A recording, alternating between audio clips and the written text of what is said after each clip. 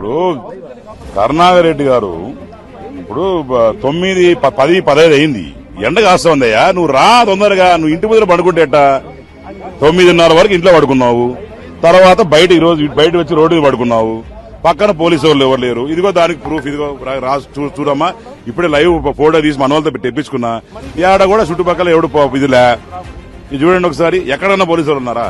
హ్యాపీగా దుండేసుకు కింద పడుకున్నాడు. ఆ కింద చూడు దుప్పటి కట్టేసుకున్నాడు. ఏంది ఇది, ఏం జరుగుతుంది ఇక్కడ? ఏదో వాళ్ళ దగ్గర మనిషి చెప్పాడంటన్నా, పొరపాట పుసుక నోటు చేరాను రా బాబు, తప్పైపోయింది, ఏం చేయమంటావు, ఏదో నోడుదోలా, ఇదన్నీ లేదు, వాళ్ళు తప్పలేం చేయలేదు, నోడుదోలా, ఏం చేయమంటావు, జరిగిపోయింది. దానికోసం కవరింగ్ కోసం ఇవన్నీ. ఆ రోజు లడ్డులో దొరికిపోయాడు, ఈ రోజు గోశాలలో దొరికిపోయాడు. ఇంక ఎన్నిసార్లు నువ్వు సిగ్గుదించుకొని దొరికిపోతావు? నాకు అర్థం కావట్లేదు. నేను డైరెక్ట్ గా మా TV5 ద్వారా కరుణాకర్ రెడ్డి గారు ఒకటే సవాల్ ఇస్తున్నా.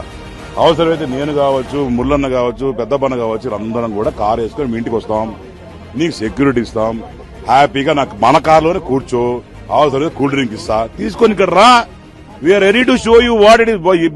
పాలు నీళ్లు అయిపోతాయి కదా. అంతేకాడ కాకుండా నేను ఇంట్లో కూర్చుంటాను, పోలీసు వాళ్ళు ఉన్నారంటే అవసరంలే. ఇప్పుడు ఇంతమంది భయమా? నేను ఒక్కడే వస్తా, నేను వస్తా, వచ్చి తీసుకొస్తాను హ్యాపీగా. అవి ఒకసారి మీ TV5 వాళ్ళు దయచేసి కరుణాకర్ రెడ్డి గారు పోవాలా, మైకు పెట్టాలా, సుధీరెడ్డి వస్తాడంట, మిమ్మల్ని కార్లకి తీసుకొస్తాడంట అని అడగండి. అప్పుడు కూడా రాకపోతే మీకు అర్థమైపోతే సబ్జెక్ట్ ఏందో. నిజంగా నేను ఇంకోటి అర్థం తెచ్చుకున్నా, నువ్వు ఇంత ప్రేమనే నీకు ఆవుల మీద, మరి మీ భాష ఎందుకయ్యా? జగన్మోహన్ రెడ్డి లండన్ కు పోయి వ్యాగ్యూ బీఫ్ అని, జపనీస్ బీఫ్ అని, ఆ బీఫ్ అని, ఈ బీఫ్ అని తింటాడే.